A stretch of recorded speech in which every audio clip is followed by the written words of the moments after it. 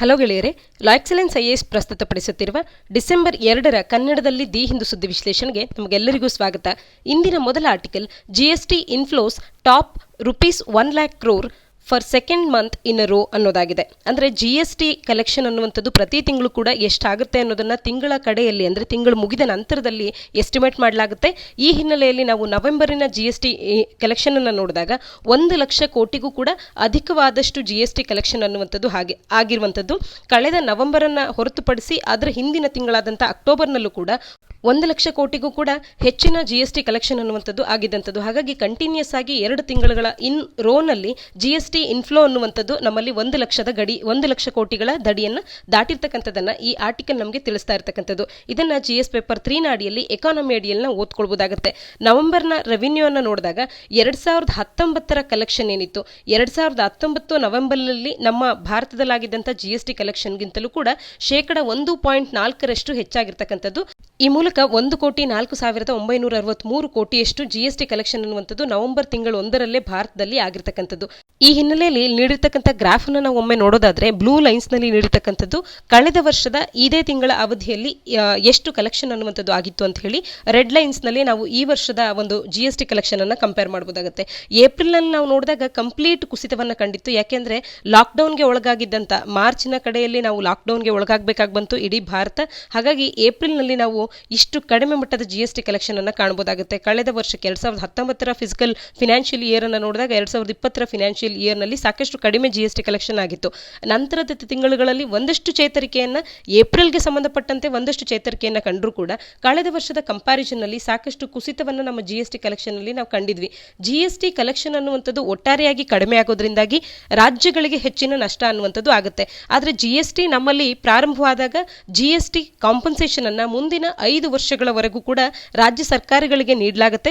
ಒಂದು ವೇಳೆ ರಾಜ್ಯ ಸರ್ಕಾರಗಳು ಈ ಹಿಂದೆ ಪಡಿತಿದ್ದಂಥ ವರ್ಷಗಳಲ್ಲಿ ಏನು ಆದಾಯವನ್ನು ಎಷ್ಟು ಜಿಎಸ್ಟಿಯನ್ನು ಕಲೆಕ್ಟ್ ಮಾಡ್ತಿದ್ರೋ ಅದರ ಮುಂದಿನ ಫಿನಾನ್ಷಿಯಲ್ ಇಯರ್ನಲ್ಲಿ ಆ ವರ್ಷದ ಜಿಎಸ್ಟಿಗಿಂತಲೂ ಕೂಡ 13-14% ಜಿಎಸ್ಟಿ ಹೆಚ್ಚಿಗೆ ಅವರು ಪಡ್ಕೊಳ್ಳಿಲ್ಲ ಅಂತ ಅಂದ್ರೆ ಅದರಲ್ಲಾಗುವಂಥ ನಷ್ಟವನ್ನ ಕೇಂದ್ರ ಸರ್ಕಾರದವರು ತುಂಬಿಕೊಡುವಂಥ ಒಂದು ಮಾತುಕತೆ ಅನ್ನುವಂಥದ್ದು ಅಥವಾ ಒಪ್ಪಂದ ಅನ್ನುವಂಥದ್ದು ಕೇಂದ್ರ ಹಾಗೂ ರಾಜ್ಯ ಸರ್ಕಾರಗಳ ನಡುವೆ ಆಗಿತ್ತು.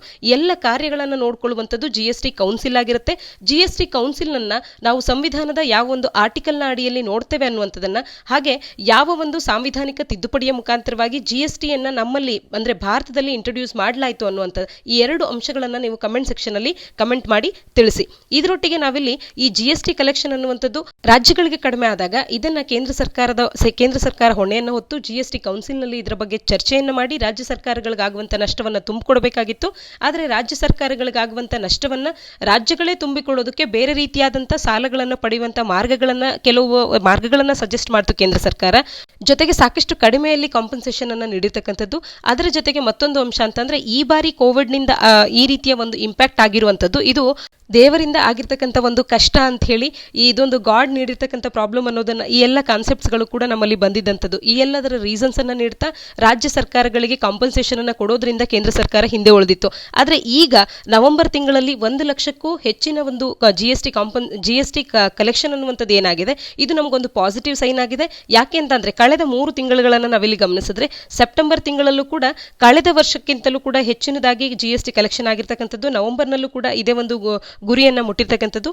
ಹಾಗೆ ಅಕ್ಟೋಬರ್ನಲ್ಲೂ ಕೂಡ ಕಳೆದ ವರ್ಷಕ್ಕಿಂತ ಹೆಚ್ಚಿನ ಒಂದು ಜಿಎಸ್ಟಿ ಕಲೆಕ್ಷನ್ ಅನ್ನುವಂಥದ್ದು ಆಗಿರ್ತಕ್ಕಂಥದ್ದು. ಕಳೆದ 3 ತಿಂಗಳುಗಳಲ್ಲೂ ಕೂಡ ನಾವು ಕಳೆದ ವರ್ಷಕ್ಕಿಂತ ಅಂದ್ರೆ 2019ರ ಫಿನಾನ್ಷಿಯಲ್ ಇಯರ್ಗಿಂತ ಹೆಚ್ಚಿನ ಜಿಎಸ್ಟಿ ಕಲೆಕ್ಷನ್ ಅನ್ನ ಕಂಡಿದ್ದೇವೆ. ಕಳೆದ 2 ತಿಂಗಳುಗಳಲ್ಲಿ ಅಕ್ಟೋಬರ್ ನವೆಂಬರ್ 2 ತಿಂಗಳುಗಳಲ್ಲಿ 1,00,000 ಕೋಟಿಗೂ ಹೆಚ್ಚು ಜಿಎಸ್ಟಿಯನ್ನ ಕಂಡಿದ್ದೇವೆ. ಜಿಎಸ್ಟಿ ಕಲೆಕ್ಷನ್ ಅನ್ನುವಂಥದ್ದು ಆಗಿರ್ತಕ್ಕಂಥದ್ದು. ಈ ಲಾಸ್ಟ್ 2 ಮಂತ್ಸ್ನಲ್ಲಿ ಜಿಎಸ್ಟಿ ಕಲೆಕ್ಷನ್ ಹೆಚ್ಚಾಗಿರೋದ್ರಿಂದಾಗಿ ಇನ್ನು ಮುಂದೆ ಜಿಎಸ್ಟಿ ಕಾಂಪನ್ಸೇಷನ್ ಏನು ರಾಜ್ಯ ಸರ್ಕಾರಗಳಿಗೆ ಡ್ಯೂ ಇದೆ, ಕೇಂದ್ರ ಸರ್ಕಾರ ನೀಡಬೇಕಾಗಿರ್ತಕ್ಕಂಥದ್ದು, ಈ ಶಾರ್ಟ್ ಫಾಲ್ ರೆಡ್ಯೂಸ್ ಆಗಲಿದೆ ಅನ್ನುವಂಥದ್ದನ್ನ ನಾವಿಲ್ಲಿ ಮುಖ್ಯವಾಗಿ ಗಮನಿಸಬೇಕಾಗಿರ್ತಕ್ಕಂಥದ್ದು. ಆದರೆ ಇದು ಸಸ್ಟೈನ್ ಆಗುತ್ತಾ ಅಂದ್ರೆ ಜಿಎಸ್ಟಿ ಕಲೆಕ್ಷನ್ ಅನ್ನುವಂಥದ್ದು ಕಳೆದ 3 ತಿಂಗಳಲ್ಲೂ ಕೂಡ ಹೆಚ್ಚಿನದಾಗಿ ಆಗ್ತಾ ಇದೆ ಕಳೆದ ವರ್ಷಕ್ಕೆ ಕಂಪೇರ್ ಮಾಡಿದಾಗ. ಆದರೆ ಇದೇ ರೀತಿಯಾಗಿ ಮುಂಬರುವಂತ ತಿಂಗಳಲ್ಲೂ ಕೂಡ ಸಸ್ಟೈನ್ ಆಗುತ್ತಾ ಅನ್ನುವಂಥದ್ದು ನಮ್ಮಲ್ಲಿರ್ತಕ್ಕಂಥ ಬಹುದೊಡ್ಡ ಪ್ರಶ್ನೆ ಆಗುತ್ತೆ. ಯಾಕೆ ಈ ರೀತಿ ಜಿಎಸ್ಟಿ ಅನ್ನುವಂಥದ್ದು ಪಿಕಪ್ ಆಯಿತು ಕಳೆದ 2 ತಿಂಗಳು ಅಂತ ಅಂದ್ರೆ ರೆವಿನ್ಯೂ ಅನ್ನುವಂಥದ್ದು ಬಂದಿದ್ದಕ್ಕೆ ಮುಖ್ಯ ಉದ್ದೇಶ ಏನು ಅಂತ ಅಂದ್ರೆ ಫೆಸ್ಟಿವ್ ಸೀಸನ್ ಆಗಿದ್ದಂಥದ್ದು ಮುಖ್ಯ ಕಾರಣ ಆಗಿತ್ತು. ಆದರೆ ಇದು ಮುಂಬರುವಂತ ದಿನಗಳಲ್ಲೂ ಇರುತ್ತಾ, ಇದು ಲಾಂಗರ್ ಟೈಮ್ಗೆ ಇದೇ ರೀತಿಯಾಗಿ ನಮ್ಮ ಜಿಎಸ್ಟಿ ಕಲೆಕ್ಷನ್ ಅನ್ನುವಂಥದ್ದು ಹೆಚ್ಚಾಗ್ತಾ ಹೋಗುತ್ತಾ ಅನ್ನುವಂಥದ್ದನ್ನ ನಾವು ಕಾದು ನೋಡಬೇಕಾಗಿದೆ. ಮುಂದಿನ article farmers continue protest as no deal reached in talks with government ಅನ್ನೋದಾಗಿದೆ. ಇದನ್ನ GS ಪೇಪರ್ 2 ನ ಅಡಿಯಲ್ಲಿ ಪೊಲಿಟಿ ಅಡಿಯಲ್ಲಿ government policies and interventions and the issues arising out of the design and implementation ಅನ್ನುವಂಥ ಸಿಲೆಬಸ್ ನ ಅಡಿಯಲ್ಲಿ ಓದ್ಕೊಳ್ಬಹುದಾಗುತ್ತೆ. ನಮ್ಗೆ ಈಗಾಗಲೇ ತಿಳಿದಿದೆ, ಕಳೆದ 2 ತಿಂಗಳಿಂದಲೂ ಕೂಡ ಇದರ ಬಗ್ಗೆ ಅಂದ್ರೆ ಫಾರ್ಮ್ ಲಾಸ್ ನ ಬಗ್ಗೆ ಹೆಚ್ಚಿನದಾಗಿ ನಾವು ಡಿಸ್ಕಸ್ ಮಾಡ್ತಾನೆ ಬಂದಿದ್ದೇವೆ. 3 ಕಂಟೆನ್ಷಿಯಸ್ ಫಾರ್ಮ್ ಲಾಸ್ಗಳು ಬಂದಿರತಕ್ಕಂಥದ್ದು. ಈ ಫಾರ್ಮ್ ಲಾಸ್ಗಳನ್ನ ಪಾರ್ಲಿಮೆಂಟ್ ನಲ್ಲಿ ಸಾಕಷ್ಟು ಚರ್ಚೆಗಳ ನಡುವೆ ಇದನ್ನ ಪಾಸ್ ಮಾಡಿರ್ತಕ್ಕಂಥದ್ದು. ಈ ಲಾಸ್ಗಳು ಪಾಸ್ ಆಗಿರ್ತಕ್ಕಂಥದಕ್ಕೆ ಪ್ರೆಸಿಡೆಂಟ್ ಅಸೆಂಟ್ ಬೇಡ ಅಂತ ಹೇಳಿ ಕೂಡ ಸಾಕಷ್ಟು ಹೋರಾಟಗಳು ನಡೀತು. ಈ ಫಾರ್ಮ್ ಬಿಲ್ಸ್ಗಳು ಲಾಸ್ಗಳು ಆಗಬಾರ್ದು ಅನ್ನುವಂಥ ಉದ್ದೇಶದಿಂದ ಈ ಫಾರ್ಮ್ ಬಿಲ್ಸ್ಗಳನ್ನ ಅಪೋಸ್ ಮಾಡುವಂತ ಒಂದೇ ಏಕ ಉದ್ದೇಶದಿಂದಾಗಿ NDAದ ಮಿತ್ರ ಪಕ್ಷ ಆಗಿದ್ದಂತ ಅಕಾಲಿ ದಳ್ ಕೂಡ ಪಂಜಾಬಿನ ಒಂದು ಪ್ರಾದೇಶಿಕ ಪಕ್ಷ ಆಗಿರ್ತಕ್ಕಂಥ ಅಕಾಲಿ ದಳ್ ಅವರು NDAನ ತೊರೆದು ಹೊರಬಂದಿದ್ದನ್ನ ಕೂಡ ನಾವು ಕಾಣ್ತೇವೆ. ಈಗ ಇದೇ ಫಾರ್ಮ್ ಲಾಸ್ಗಳ ವಿರುದ್ಧವಾಗಿ ದೇಶದಲ್ಲಿರ್ತಕ್ಕಂಥ ಎಲ್ಲ ಕಿಸಾನ್ ಸಭೆಗಳು ಕೂಡ ಅವರದೇ ಆದಂತ ರೀತಿಯಲ್ಲಿ ಈ ಫಾರ್ಮ್ ಲಾಸ್ಗಳನ್ನ ಅಪೋಸ್ ಮಾಡ್ತಾ ಇದ್ದಾರೆ. ಇದಕ್ಕೆ ಅಂತ ಹೇಳಿ ದಿಲ್ಲಿ ಚಲೋ ಅನ್ನುವಂಥ ಒಂದು ಮೂವ್ಮೆಂಟ್ ಅನ್ನೇ ಸ್ಟಾರ್ಟ್ ಮಾಡಿದ್ದಾರೆ. ಅಲ್ಲಿ ಬಂದು ಅಂದ್ರೆ ಡಿಲ್ಲಿಯಲ್ಲಿ ಈ ಫಾರ್ಮ್ ಲಾಸ್ಗಳನ್ನ ಅಪೋಸ್ ಮಾಡುವಂತ ಕಾರ್ಯವನ್ನ ಮುಖ್ಯವಾಗಿ ವೆಸ್ಟರ್ನ್ UP ಪಂಜಾಬಿನ ರೈತರು ಮಾಡ್ತಾ ಇರ್ತಕ್ಕಂಥದ್ದು, ರೈತ ಸಂಘಟನೆಗಳು ಮಾಡ್ತಾ ಇರ್ತಕ್ಕಂಥದ್ದು. ಈ ಎಲ್ಲದಕ್ಕಾಗಿ ಅಂದ್ರೆ ಈ ರೈತ ಸಂಘಟನೆಗಳು ಮಾಡ್ತಿರ್ತಕ್ಕಂಥ ಈ ಪ್ರೊಟೆಸ್ಟ್ ಅನ್ನ ತಡೀಲಿಕ್ಕೆ ಅಥವಾ ಇವರ ಒಂದು ಇಶ್ಯೂಸ್ ಅನ್ನ ಅಡ್ರೆಸ್ ಮಾಡ್ಲಿಕ್ಕೆ ಇವರೊಟ್ಟಿಗೆ ಅಂದ್ರೆ ಈ ರೈತ ಮುಖಂಡರುಗಳು ಏನಿದ್ದಾರೆ ಇವರೊಟ್ಟಿಗೆ ಮಾತುಕತೆಗೆ ಅಂತ ಹೇಳಿ ಇವರನ್ನ ಮಾತುಕತೆಗೆ ಕರೆಯಲಾಗಿತ್ತು. ಆದ್ರೆ ನಿನ್ನೆ ಆಗಿರ್ತಕ್ಕಂಥ ಮಾತುಕತೆಯಲ್ಲಿ ಯಾವುದೇ ಒಂದು ಸ್ಪಷ್ಟ ನಿರ್ಧಾರ ಅನ್ನುವಂಥದ್ದು ಆಗಿಲ್ಲ. ಅಲ್ಲಿಂದ ಈ ಮಾತುಕತೆ ಸರಿಯಾಗಿ ಅಂದ್ರೆ ಈ ಫಾರ್ಮರ್ಸ್ ನ ಡಿಮ್ಯಾಂಡ್ ಅನ್ನ ಅಡ್ರೆಸ್ ಮಾಡದಂತ ಮಾತುಕತೆ ಅಂತ ಹೇಳಿ ಫಾರ್ಮರ್ಸ್ ಇದರಿಂದ ಹೊರನಡೆದಿರ್ತಕ್ಕಂಥದ್ದು. ಕೇಂದ್ರ ಸರ್ಕಾರದವರು ಈ ರೀತಿಯಾಗಿ ಅಷ್ಟೂ ಗುಂಪುಗಳ ನಾಯಕರು ಒಂದೇ ಸರಿ ಇಲ್ಲಿ ಕೂರೋದ್ರಿಂದಾಗಿ ಸರಿಯಾದ ಮಾತುಕತೆ ಆಗೋದಿಲ್ಲ. ಹಾಗಾಗಿ ಬೇರೆ ಬೇರೆ ಕಿಸಾನ್ ಸಭೆಗಳು ಏನಿದೆ ಇವರುಗಳ ನಾಯಕರು ಬೇರೆ ಬೇರೆಯಾಗಿ ಸಪರೇಟ್ ಒಂದು ಸಣ್ಣ ಸಣ್ಣ ಗುಂಪಿನಲ್ಲಿ ಬರುವಂತದ್ದು ಮಾತುಕತೆಗೆ ಅವಶ್ಯಕವಾಗುತ್ತೆ ಅಂತ ಹೇಳಿ ಕೇಂದ್ರ ಸರ್ಕಾರ ಹೇಳಿದೆ. ಆದ್ರೆ ಈ ರೀತಿ ನಮ್ಮನ್ನ ಒಡೆಯುವಂತ ಕಾರ್ಯವನ್ನ ಕೇಂದ್ರ ಸರ್ಕಾರ ಮಾಡ್ತಾ ಇದೆ. ನಾವು ಈ ರೀತಿ ಮಾತುಕತೆಗೆ ಕೂರೋದಕ್ಕೆ ಸಿದ್ಧರಿಲ್ಲ ಅಂತ ಹೇಳಿ ಮುಖಂಡರುಗಳು ಹೇಳ್ತಾ ಇರ್ತಕ್ಕಂಥದ್ದು. ಒಟ್ಟಾರೆಯಾಗಿ ನಿನ್ನೆಯ ಮಾತುಕತೆ ಅನ್ನುವಂಥದ್ದು ಈ ಫಾರ್ಮರ್ಸ್ಗಳ ವಿಚಾರದಲ್ಲಿ, ಈ ಪ್ರೊಟೆಸ್ಟ್ನ ವಿಚಾರದಲ್ಲಿ ಫಲಪ್ರದವಾಗಿಲ್ಲ. ಈ ಫಾರ್ಮ್ ಲಾಸ್ಗಳು, ಫಾರ್ಮರ್ ಪ್ರೊಟೆಸ್ಟ್ ವಿಚಾರದಲ್ಲಿ ನಾವು ಕೆನಡಾಯಿಂದಲೂ ಕೂಡ ಒಂದಷ್ಟು ಕಮೆಂಟ್ಸ್ ಅನ್ನ ಕೇಳಿದ್ದೇವೆ. ಕೆನಡಾದ ಪ್ರಧಾನಿಯಾಗಿರುವಂತಹ ಜಸ್ಟಿನ್ ಟ್ರೂಡೋ ಅವರು ನಮ್ಮ ಈ ಪಂಜಾಬಿನ ರೈತರು ನಡೆಸಿರ್ತಕ್ಕಂಥ ಹೋರಾಟಕ್ಕೆ ಸಪೋರ್ಟಿವ್ ಆದಂತಹ ಮಾತನ್ನ ಆಡಿರ್ತಕ್ಕಂಥದ್ದು. ಈ ರೀತಿ ಕೇಂದ್ರ ಸರ್ಕಾರದವರು ಈ ತರ ಫಾರ್ಮ್ ಲಾಸ್ಗಳನ್ನ ತರುವಂಥದ್ದು ಸರಿಯಲ್ಲ ಅಂತ ಹೇಳಿ ಅವರು ಕೂಡ ಒಂದು ಅಭಿಪ್ರಾಯವನ್ನು ನೀಡಿರ್ತಕ್ಕಂಥದ್ದು. ಅದಕ್ಕೆ ನಮ್ಮಲ್ಲಿನ ಅಂದ್ರೆ ಭಾರತದಲ್ಲಿ ಅಪೋಸಿಷನ್ ಪಾರ್ಟೀಸ್ಗಳು ಕೂಡ ಒಳಪಟ್ಟಂತೆ ಎಲ್ಲರೂ ಕೂಡ ಈ ರೀತಿಯಾಗಿ ಬೇರೆ ಒಂದು ದೇಶದವರು ನಮ್ಮ ಒಂದು ಸಾವರಿನ್ ಇಶ್ಯೂಸ್ಗಳ ವಿಚಾರದಲ್ಲಿ ಮಾತನಾಡುವಂಥದ್ದು ಸರಿಯಲ್ಲ ಅಂತ ಹೇಳಿ ಈ ಜಸ್ಟಿನ್ ಟ್ರೂಡೋ ಅವರ ಈ ನಡೆಯನ್ನ ವಿರೋಧಿಸ್ತಿರ್ತಕ್ಕಂಥದ್ದನ್ನ ನಾವು ಈ ಆರ್ಟಿಕಲ್ ನಲ್ಲಿ ನೋಡಬಹುದಾಗುತ್ತೆ. ಒಟ್ಟಾರೆ ನಿನ್ನೆಯ ಮಾತು ಫಲಪ್ರದ ಆಗಿಲ್ಲ ಅಂತ ಹೇಳಿ ಮತ್ತೆ ನಾಳೆ ಕೂಡ ಇದರ ಬಗ್ಗೆ ಹೆಚ್ಚಿನ ಒಂದು ಡಿಸ್ಕಷನ್ ಆಗ್ಲಿರ್ತಕ್ಕಂಥದ್ದು ರೈತ ಸಂಘಟನೆಗಳ ಮುಖಂಡರು ಮತ್ತು ಕೇಂದ್ರ ಸರ್ಕಾರದವರ ನಡುವೆ. ಮುಂದಿನ article Karnataka's new cases were at peak in September ಅನ್ನೋದಾಗಿದೆ. ಇದನ್ನ GS ಪೇಪರ್ 2 ನ ಅಡಿಯಲ್ಲಿ ಹೆಲ್ತ್ ನ ಅಡಿಯಲ್ಲಿ ನಾವು ಓದ್ಕೊಳ್ಬಹುದಾಗುತ್ತೆ. ಇದು COVID-19ಗೆ ಸಂಬಂಧಪಟ್ಟಂತ ಒಂದು ಆರ್ಟಿಕಲ್ ಆಗಿದೆ. ಕರ್ನಾಟಕದಲ್ಲಿ ಸ್ಟಾರ್ಟಿಂಗ್ ಅಂದ್ರೆ ಪ್ರಾರಂಭಿಕವಾಗಿ 3-4 ತಿಂಗಳುಗಳ ಕಾಲ ಕರ್ನಾಟಕ ಸಾಕಷ್ಟು ಒಂದು ಉತ್ತಮ ರೀತಿಯಲ್ಲಿ COVID-19 ಹರಡದೇ ಇರುವಂತಹ ಕಾರ್ಯಗಳನ್ನ ಮಾಡ್ತಾ ಬಂತು. ಅಂದ್ರೆ ಹರಡದೇ ಇರುವಂತೆ ನೋಡ್ಕೊಳ್ಳೋದ್ರಲ್ಲಿ ಯಶಸ್ವಿಯಾಗಿತ್ತು. ಆದ್ರೆ ಜೂನ್-ಜುಲೈನಷ್ಟೊತ್ತಿಗೆ ಕರ್ನಾಟಕದಲ್ಲಿ ಕೇಸಸ್ಗಳ ಸಂಖ್ಯೆ ಹೆಚ್ಚಾಗ್ತಾ ಹೋಗಿದ್ದನ್ನ ನೆನಪಿಸ್ಕೊಳ್ಬಹುದಾಗುತ್ತೆ. ಒಟ್ಟಾರೆಯಾಗಿ ಇದುವರೆಗೂ ಕರ್ನಾಟಕದಲ್ಲಿ 8,86,227 ಮಂದಿ COVID-19ಗೆ ಪಾಸಿಟಿವ್ ಆಗಿರೋದನ್ನ ಗುರುತಿಸಬಹುದು. ಅದರಲ್ಲಿ 11,792 ಮಂದಿ ಸಾವಿಗೀಡಾಗಿದ್ರೆ ಸದ್ಯಕ್ಕೆ 23,000ದಷ್ಟು ಮಂದಿ ಈಗ ಕೋವಿಡ್ ಪಾಸಿಟಿವ್ ಆಗಿ ಸದ್ಯಕ್ಕೆ ಇರುವಂತವರು ಆಗಿರ್ತಾರೆ. 8.5 ಲಕ್ಷದಷ್ಟು ಮಂದಿ ಈಗಾಗಲೇ ಕೋವಿಡ್ ನಿಂದ ಗುಣಮುಖರಾಗಿರುವವರನ್ನ ನಾವು ಕರ್ನಾಟಕದಲ್ಲಿ ಕಾಣಬಹುದಾಗುತ್ತೆ. ಆದ್ರೆ ಕರ್ನಾಟಕದಲ್ಲಿ ಈ ರೀತಿ ಕೇಸಸ್ಗಳ ಸಂಖ್ಯೆ ಹೆಚ್ಚಿನದಾಗಿ ಈಗ ಮತ್ತೆ ಕರ್ನಾಟಕದಲ್ಲೂ ಕೂಡ ಕೇಸಸ್ಗಳ ಸಂಖ್ಯೆ ಕಡಿಮೆ ಆಗಿರೋದನ್ನ ಗುರುತಿಸಬಹುದಾಗುತ್ತೆ. ಒಟ್ಟಾರೆ ಕರ್ನಾಟಕದಲ್ಲಿ ತನ್ನ ಒಂದು ಪೀಕ್ ಅನ್ನ ಸೆಪ್ಟೆಂಬರ್ನಲ್ಲೇ ಕರ್ನಾಟಕದ ನ್ಯೂ ಕೇಸಸ್ಗಳ ಪೀಕ್ ಅನ್ನುವಂಥದ್ದು ಸೆಪ್ಟೆಂಬರ್ನಲ್ಲೇ ರೀಚ್ ಆಗಿತ್ತು. ಈಗ ಈ ಕೇಸಸ್ಗಳ ಸಂಖ್ಯೆ ಮತ್ತೆ ಕಡಿಮೆ ಆಗ್ತಿರೋದನ್ನ ಈ ಆರ್ಟಿಕಲ್ ನಮಗೆ ತಿಳಿಸ್ತಾ ಇರ್ತಕ್ಕಂಥದ್ದು. ಕರ್ನಾಟಕದಲ್ಲಿ ನವೆಂಬರ್ ಒಂದೇ ತಿಂಗಳಲ್ಲಿ 31 ಲಕ್ಷದಷ್ಟು ಸ್ಯಾಂಪಲ್ಸ್ಗಳ ಟೆಸ್ಟಿಂಗ್ ಅನ್ನುವಂಥದ್ದು ಆಗಿದೆ. ಅದು ಒಂದು ರೀತಿ ಹೈಯೆಸ್ಟ್ ಅಂತಾನೆ ಹೇಳ್ಬೋದು. ಅದರಲ್ಲಿ 61,372 ಪಾಸಿಟಿವ್ ಕೇಸಸ್ಗಳನ್ನ ನಾವು ನವೆಂಬರ್ನಲ್ಲಿ ಡಿಟೆಕ್ಟ್ ಮಾಡಿರ್ತಕ್ಕಂಥದ್ದು. ಹಾಗಾಗಿ ನಾವು ಸೆಪ್ಟೆಂಬರ್ಗೆ ಕಂಪೇರ್ ಮಾಡಿದಾಗ ಸೆಪ್ಟೆಂಬರ್ನಲ್ಲಿ ಸಾಕಷ್ಟು ಹೆಚ್ಚಿನ ಸಂಖ್ಯೆಯ ಕೇಸಸ್ಗಳನ್ನ ನಾವು ಕರ್ನಾಟಕದಲ್ಲಿ ಕಾಣ್ತಾ ಇದ್ವಿ. ಒಟ್ಟಾರೆಯಾಗಿ ನಾವು ನೋಡಿದಾಗ ನಮ್ಮ ಪೀಕ್, ಕರ್ನಾಟಕ ರಾಜ್ಯದ ಪೀಕ್ ಅನ್ನುವಂಥದ್ದು ಸೆಪ್ಟೆಂಬರ್ನಲ್ಲೇ ನಾವು ಕಂಡಾಗಿದೆ. ಇನ್ನ ನಮ್ಮ ಕೇಸಸ್ಗಳ ಸಂಖ್ಯೆ ಕಡಿಮೆ ಆಗುತ್ತಾ ಅವಾಗಿಂದಲೂ ಕೂಡ ಅಂದ್ರೆ ಸೆಪ್ಟೆಂಬರ್ನ ನಂತರದಲ್ಲಿ ಕೇಸಸ್ಗಳ ಸಂಖ್ಯೆ ಕಡಿಮೆ ಆಗಿರೋದನ್ನ ನಾವು ಈಗಾಗಲೇ ದಿನೇ ಕಾಣ್ತಾ ಇದ್ದೇವೆ. ಇನ್ನ ಈ ಪೀಕ್ ಅನ್ನುವಂಥದ್ದು ಈಗಾಗಲೇ ರೀಚ್ ಆಗಿರೋದ್ರಿಂದ ಇನ್ನು ಮತ್ತೆ ಮುಂಬರುವಂತ ದಿನಗಳಲ್ಲಿ ಕೇಸಸ್ಗಳ ಸಂಖ್ಯೆ ಹೆಚ್ಚಿನದಾಗಿ ಆಗೋದಿಲ್ಲ ಅನ್ನುವಂಥ ಒಂದು ನಿರೀಕ್ಷೆಯನ್ನ ನಾವು ಇಟ್ಕೊಳ್ಬಹುದಾಗುತ್ತೆ. ಮುಂದಿನ article serum institute of India reiterates vaccine safety ಅನ್ನೋದಾಗಿದೆ. ಇದನ್ನ GS ಪೇಪರ್ 2 ನ ಅಡಿಯಲ್ಲಿ ಇದು ಕೂಡ ಹೆಲ್ತ್ಗೆ ಸಂಬಂಧಪಟ್ಟಂತೆ COVID-19ಗೆ ಸಂಬಂಧಪಟ್ಟಂತ ಒಂದು ಆರ್ಟಿಕಲ್ ಆಗಿರ್ತಕ್ಕಂಥದ್ದು. ಪುಣೆಯಲ್ಲಿರ್ತಕ್ಕಂಥ ಸೀರಮ್ ಇನ್ಸ್ಟಿಟ್ಯೂಟ್ ಆಫ್ ಇಂಡಿಯಾ ಈಗ ಸಾಕಷ್ಟು ಚರ್ಚೆಯಲ್ಲಿದೆ. ಪುಣೆಯಲ್ಲಿ ಸೀರಮ್ ಇನ್ಸ್ಟಿಟ್ಯೂಟ್ ಆಫ್ ಇಂಡಿಯಾ ಎಲ್ಲಿದೆ ಅಂತ ಅಂದ್ರೆ ಪುಣೆಯಲ್ಲಿರುವಂಥದ್ದು ಅನ್ನುವಂಥದ್ದು ನಮಗೆ ತಿಳಿದಿರಲಿ. ಭಾರತದ ಪರವಾಗಿ ಭಾರತ್ ಬಯೋಟೆಕ್ ಅನ್ನುವಂಥ ಒಂದು ಸಂಸ್ಥೆ ICMR ನೊಟ್ಟಿಗೆ ಕೈ ಜೋಡಿಸಿ ಭಾರತದಲ್ಲಿ ಕೋವ್ಯಾಕ್ಸಿನ್ ಅನ್ನುವಂಥ ಒಂದು ವ್ಯಾಕ್ಸಿನ್ ಅನ್ನ ಇವರಿಬ್ಬರು ಕೂಡ ಜಂಟಿಯಾಗಿ ತಯಾರು ಮಾಡ್ತಾ ಇರ್ತಕ್ಕಂಥದ್ದು. ಇಲ್ಲಿ ಪುಣೆಯ ಸೀರಮ್ ಇನ್ಸ್ಟಿಟ್ಯೂಟ್ ಆಫ್ ಇಂಡಿಯಾದವರು ಬ್ರಿಟನ್ನಿನ ಯೂನಿವರ್ಸಿಟಿಯೊಟ್ಟಿಗೆ ಆಕ್ಸ್ಫರ್ಡ್ ಯೂನಿವರ್ಸಿಟಿಯೊಟ್ಟಿಗೆ ಮತ್ತು ಆಸ್ಟ್ರಾಜನಕದೊಟ್ಟಿಗೆ ಕೈ ಜೋಡಿಸಿ ಪುಣೆಯ ಸೀರಮ್ ಇನ್ಸ್ಟಿಟ್ಯೂಟ್ ಆಫ್ ಇಂಡಿಯಾದಲ್ಲಿ ಇದರ ಟೆಸ್ಟಿಂಗ್ ಅಥವಾ ಕ್ಲಿನಿಕಲ್ ಟ್ರಯಲ್ಸ್ ಅನ್ನುವಂಥದ್ದು ಆಗಿರ್ತಕ್ಕಂಥದ್ದು ಈ ಕೋವಿಶೀಲ್ಡ್ ಅನ್ನುವಂಥ ವ್ಯಾಕ್ಸಿನ್ಗೆ. ಆದ್ರೆ ಈ ಕೋವಿಶೀಲ್ಡಿನ ಈ ವ್ಯಾಕ್ಸಿನ್ಗೆ ವಾಲಂಟಿಯರ್ ಆಗಿ ಚೆನ್ನೈಯಲ್ಲಿ ಆಗಿದ್ದಂಥ ಒಬ್ಬರಿಗೆ ಹೆಚ್ಚಿನ ಒಂದು ಹೆಲ್ತ್ ಇಂಪ್ಲಿಕೇಶನ್ಸ್ ಅನ್ನುವಂಥದ್ದು, ಹೆಲ್ತ್ನಲ್ಲಿ ಅವರ ಒಂದು ಆರೋಗ್ಯದಲ್ಲಿ ಸಾಕಷ್ಟು ವ್ಯತ್ಯಾಸಗಳು ಕಂಡು ಬಂದಿರತಕ್ಕಂಥ ಹಿನ್ನೆಲೆಯಲ್ಲಿ ಇದು ಕೋವಿಡ್-19ಗೆ ಅಂತ ಹೇಳಿ ನಾನು ವಾಲಂಟಿಯರ್ ಆಗಿದ್ದು, ಕೋವಿಡ್-19ನ ಈ ಕೋವಿಶೀಲ್ಡ್ ವ್ಯಾಕ್ಸಿನ್ಗೆ ನಾನು ವಾಲಂಟಿಯರ್ ಆಗಿರೋದ್ರಿಂದ ನನ್ನ ಬಾಡಿಯಲ್ಲಿ ಏನು ಇಂಜೆಕ್ಟ್ ಮಾಡಿದ್ರು ಈ ವ್ಯಾಕ್ಸಿನ್ ನಿಂದಲೇ ಬಂದಿರತಕ್ಕಂಥದ್ದು ಅಂತ ಹೇಳಿ ಆತನ ಒಂದು ಅಪವಾದ ಆಗಿರ್ತಕ್ಕಂಥದ್ದು. ಆದ್ರೆ ಇವರು ಮಾಡಿರ್ತಕ್ಕಂಥ ಈ ಅಪವಾದ ಮ್ಯಾಲಿಷಿಯಸ್ ಆದಂತ ಚಾರ್ಜ್ ಆಗಿದೆ ಅಂತ ಹೇಳಿ ಇಲ್ಲಿ ಪುಣೆಯ ಸೀರಮ್ ಇನ್ಸ್ಟಿಟ್ಯೂಟ್ ಆಫ್ ಇಂಡಿಯಾದವರು ಹೇಳ್ತಾ ಇರ್ತಕ್ಕಂಥದ್ದು. ಆತ ಈ ಒಂದು ಸೀರಮ್ ಇನ್ಸ್ಟಿಟ್ಯೂಟ್ ಆಫ್ ಇಂಡಿಯಾದವರು ತನಗಾಗಿರ್ತಕ್ಕಂಥ ಈ ಒಂದು ಹೆಲ್ತ್ ಇಂಪ್ಲಿಕೇಶನ್ಸ್ಗಳಿಗಾಗಿ 5 ಕೋಟಿಯಷ್ಟು ನನಗೆ ನಷ್ಟವನ್ನು ಭರಿಸಿಕೊಡ್ಬೇಕು ಅಂತ ಆತ ಕೇಳಿದ್ರೆ, ಇಂಥ ಒಂದು ಅಪವಾದವನ್ನ ನಮ್ಮ ಒಂದು ಸಂಸ್ಥೆ ಮೇಲೆ ಆಗ್ತಾ ಇರೋದಕ್ಕೆ 100 ಕೋಟಿಯಷ್ಟು ಹಣವನ್ನು ಅವರು ನಮಗೆ ಭರಿಸಿಕೊಡ್ಬೇಕು ಅಂತ ಹೇಳಿ ಪುಣೆಯ ಸೀರಮ್ ಇನ್ಸ್ಟಿಟ್ಯೂಟ್ ಆಫ್ ಇಂಡಿಯಾ ಕೂಡ ಕೇಳ್ತಾ ಇರ್ತಕ್ಕಂಥದ್ದು. ಹಾಗೆ ಪುಣೆಯ serum institute of India ethically ಮತ್ತೆ ನಾವು ಸ್ಟ್ರಿಕ್ಟ್ ಆಗಿ ಯಾವೆಲ್ಲ ಗೈಡ್ಲೈನ್ಸ್ಗಳನ್ನು ಫಾಲೋ ಮಾಡಬೇಕು ಅವೆಲ್ಲವನ್ನು ಕೂಡ ನಾವು ಡಿಲಿಜೆಂಟ್ಲಿ ಫಾಲೋ ಮಾಡಿದ್ದೇವೆ. ಆದರೆ ನಮ್ಮಲ್ಲಿನ ಈ ಒಂದು ವ್ಯಾಕ್ಸಿನ್ ಏನು ಆತನ ಬಾಡಿಗೆ ಇಂಜೆಕ್ಟ್ ಮಾಡಿದ್ದು ಇದರಿಂದಾಗಿ ಬಂದಿರತಕ್ಕಂಥ ಇಂಪ್ಲಿಕೇಶನ್ಸ್ಗಳು ಅಲ್ಲ, ಆತನಿಗಾಗಿರ್ತಕ್ಕಂಥ ಯಾವುದೇ ತೊಂದರೆ ಕೂಡ ಇದರಿಂದಾಗಿ ಆಗಿರ್ತಕ್ಕಂಥದ್ದಲ್ಲ ಅನ್ನೋದನ್ನ ಈ ಪುಣೆಯ ಸೀರಮ್ ಇನ್ಸ್ಟಿಟ್ಯೂಟ್ ಆಫ್ ಇಂಡಿಯಾದವರು ರೀಟ್ರೇಟ್ ಮಾಡ್ತಾ ಇರ್ತಕ್ಕಂಥದ್ದು. ಅಂದ್ರೆ ತಮ್ಮ ಒಂದು ವ್ಯಾಕ್ಸಿನ್ ಸೇಫ್ ಆಗಿದೆ ಅನ್ನೋದನ್ನ ಅವರು ಮತ್ತೆ ಇಲ್ಲಿ ರೀಟ್ರೇಟ್ ಮಾಡ್ತಾ ಇರ್ತಕ್ಕಂಥದ್ದು. ಇತ್ತೀಚೆಗಷ್ಟೇ ಆ ಒಂದು ವ್ಯಾಕ್ಸಿನಿನ ಟ್ರಯಲ್ಸ್ಗಳೇನು ನಡೆದಿದೆ, ಸದ್ಯಕ್ಕೆ ಕಳೆದ ಒಂದಷ್ಟು ವಾರಗಳಲ್ಲಾಗಿರ್ತಕ್ಕಂಥ ನಾವು ವ್ಯಾಕ್ಸಿನ್ಸಿನ ಈ ಟ್ರಯಲ್ ಅನ್ನ ನಾವು ನೋಡಿದಾಗ ಇದು 0 ಹಾಸ್ಪಿಟಲೈಸೇಷನ್ ಅನ್ನ ಕಳೆದ ವಾರದ ಒಂದು ಟ್ರಯಲ್ ಅನ್ನುವಂಥದ್ದು ಕಂಡಿರ್ತಕ್ಕಂಥದ್ದು. ಅಂದ್ರೆ ಆ ವ್ಯಾಕ್ಸಿನ್ ಅನ್ನ ಇಂಜೆಕ್ಟ್ ಮಾಡಿರ್ತಕ್ಕಂಥ ಯಾರು ಕೂಡ ಹಾಸ್ಪಿಟಲೈಸ್ ಆಗಿಲ್ಲದೆ ಇರುವಂಥದ್ದು. ಅಂದ್ರೆ ಇದೆಲ್ಲವನ್ನ ನೋಡಿದಾಗ ಇವ್ರು ಹೇಳ್ತಾ ಇರ್ತಕ್ಕಂಥದ್ದು ನಮ್ಮ ವ್ಯಾಕ್ಸಿನ್ ಸೇಫ್ ಆಗಿದೆ, ಆದರೆ ಆ ಒಬ್ಬ ವಾಲಂಟಿಯರ್ಗೆ ಇಂಥ ಒಂದು ಸ್ಥಿತಿ ಅಂದ್ರೆ ಅವರ ಆರೋಗ್ಯದಲ್ಲಿ ಆಗಿರ್ತಕ್ಕಂಥ ಏರುಪೇರಿಗೆ ಕಾರಣ ಈ ವ್ಯಾಕ್ಸಿನ್ ಅಲ್ಲ ಅನ್ನುವಂಥದ್ದು ಪುಣೆಯ ಸೀರಮ್ ಇನ್ಸ್ಟಿಟ್ಯೂಟ್ ಆಫ್ ಇಂಡಿಯಾದವರು ಹೇಳ್ತಾ ಇರ್ತಕ್ಕಂಥದ್ದು.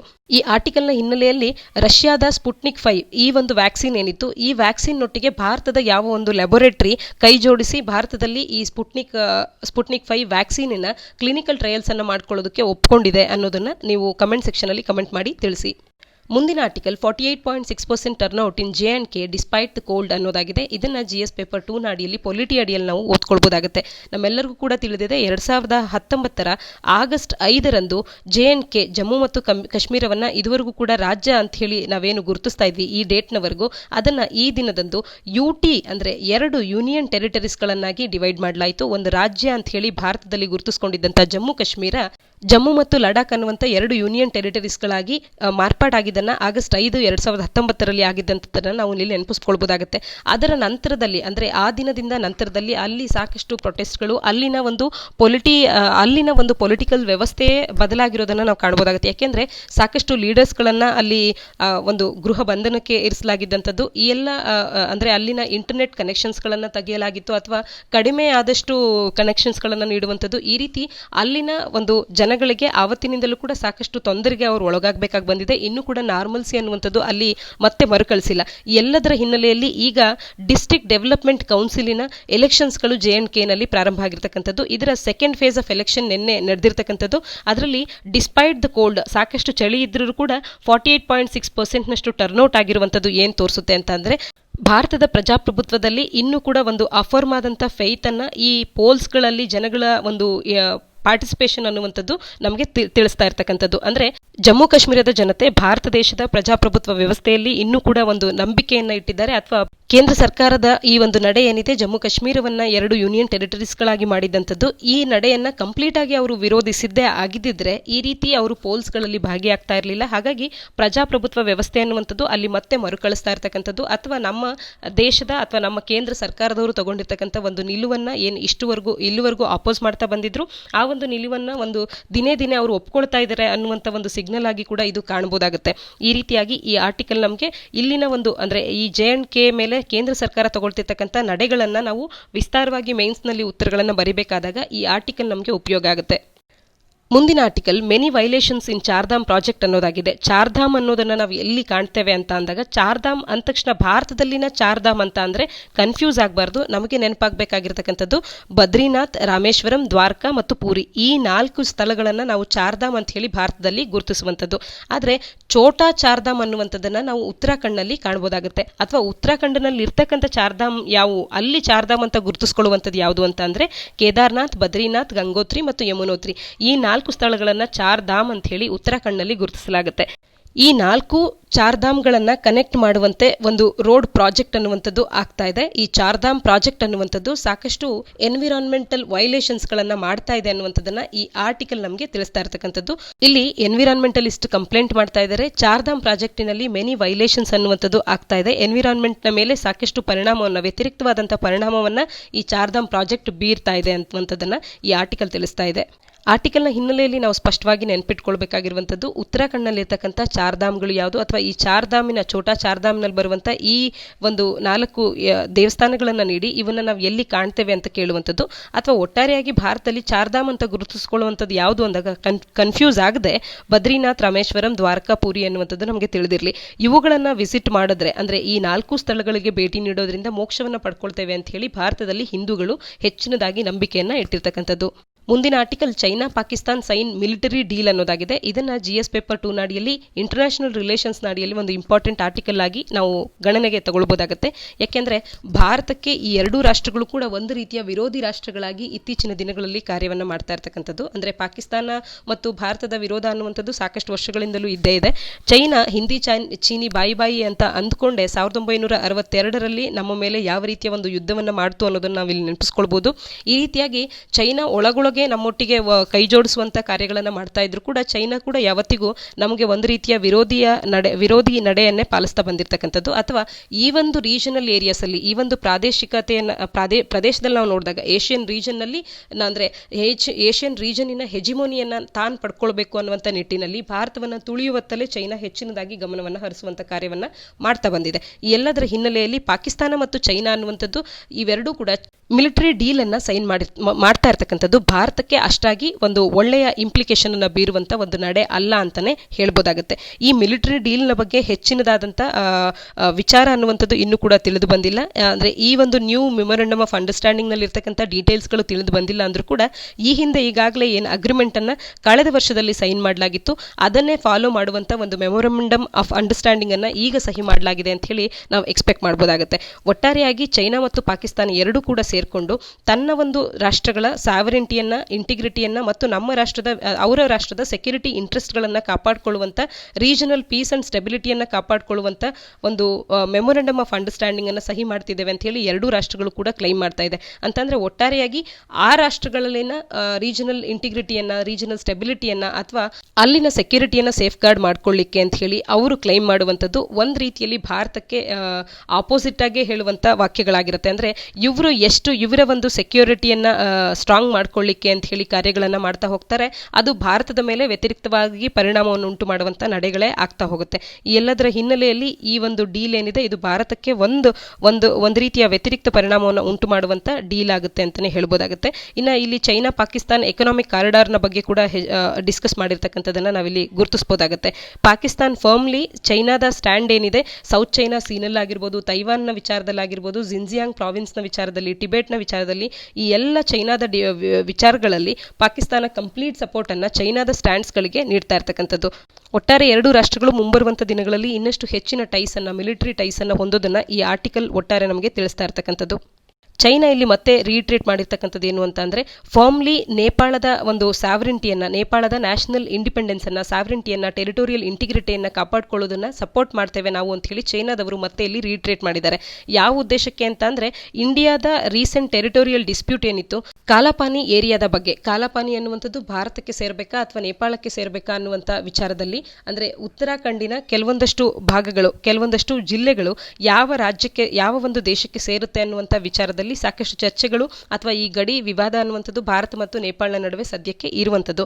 ಈ ವಿಚಾರದಲ್ಲಿ ಚೀನಾ ಇಲ್ಲಿ ತನ್ನ ಮೂಗನ್ನು ತೋರಿಸ್ತಾ ಇದೆ. ಅಂದ್ರೆ ಚೀನಾ ಕಂಪ್ಲೀಟ್ ಆಗಿ ನೇಪಾಳದ ಸಾವರೆಂಟಿಗೆ, ಅಂದ್ರೆ ನೇಪಾಳದ ಇಂಟಿಗ್ರಿಟಿಗೆ ಕಂಪ್ಲೀಟ್ ಸಪೋರ್ಟ್ ಅನ್ನು ನೀಡುವಂತ ಒಂದು ಹೇಳಿಕೆಯನ್ನು ಚೀನಾ ನೀಡಿದೆ. ಇದು ಏನ್ ತೋರಿಸ್ತಿದೆ ಅಂತಂದ್ರೆ ಭಾರತಕ್ಕೆ ಆಪೋಸಿಟ್ ಆಗಿ ಹೇಳಿಕೆಯನ್ನು ಚೀನಾ ನೀಡಿರ್ತಕ್ಕಂಥದನ್ನ ಇದು ತೋರಿಸ್ತಾ ಇರ್ತಕ್ಕಂಥದ್ದು. ಒಟ್ಟಾರೆಯಾಗಿ ಭಾರತಕ್ಕೆ ವಿರೋಧಿಗಳಂತೆಯೇ ನಡ್ಕೊಳ್ಳುವಂತ ಚೀನಾ ಮತ್ತು ಪಾಕಿಸ್ತಾನ ಇವರಿಬ್ಬರು ಕೂಡ ಮಿಲಿಟರಿ ಡೀಲ್ ಅನ್ನ ಸಹಿ ಮಾಡಿರ್ತಕ್ಕಂಥದ್ದು ಒಂದು ರೀತಿಯಲ್ಲಿ ಭಾರತಕ್ಕೆ ಸರಿಯಾದಂತ ಒಂದು ನಡೆ ಅಲ್ಲ ಅಂತಾನೆ, ಅಥವಾ ಭಾರತಕ್ಕೆ ಒಳಿತಾಗುವಂತ ಒಂದು ನಡೆ ಅಲ್ಲ ಅನ್ನುವಂಥದ್ದನ್ನ ನಾವಿಲ್ಲಿ ಗುರುತಿಸಬಹುದಾಗುತ್ತೆ.